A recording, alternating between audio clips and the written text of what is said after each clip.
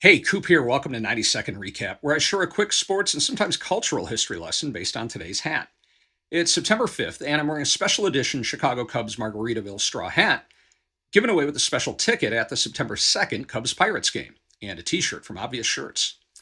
Jimmy Buffett died on September 1st, 2023, following a 4-year battle with a rare and aggressive skin cancer called Merkel cell carcinoma.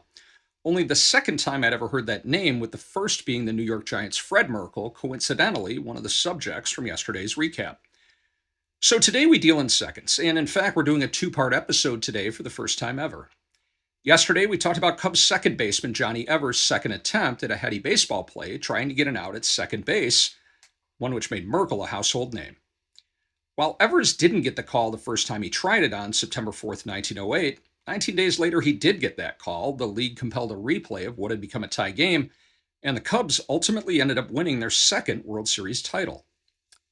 Nearly a century after Fred's gaffe, the Cubs won the right to hold concerts at Wrigley Field, supposedly the first of which was Jimmy Buffett and the Coral Reefers, A Salty Piece of Land tour, on September 4th and 5th, 2005. So today is theoretically the anniversary of the second concert at Wrigley. Except it wasn't.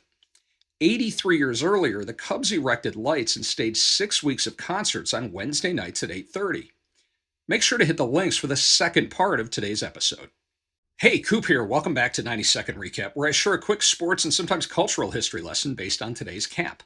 This is the second part of a two-part episode today, so please make sure to tune into part one, where we covered the fact that Jimmy Buffett's 2005 concerts were supposedly the first ever at Wrigley. And maybe they were technically by venue name, but the Federal Landmark had actually hosted a series of opera concerts way back in July 1922.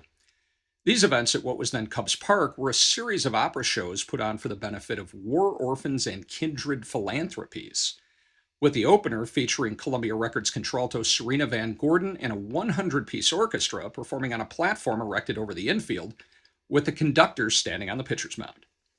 At Wrigley last weekend, I was fortunate enough to see Pearl Jam, my second concert at Wrigley after seeing the Boss last summer, the second time I'd seen him in a baseball park after a 2003 show at Pac Bell.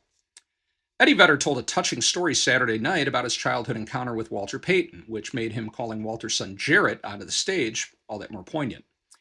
And just as Eddie Vedder's had a lifelong connection with Walter Payton, Jimmy Buffett had a lifelong connection with the Cubs. In fact, his 2005 shows weren't his first or even second time performing at the friendly confines.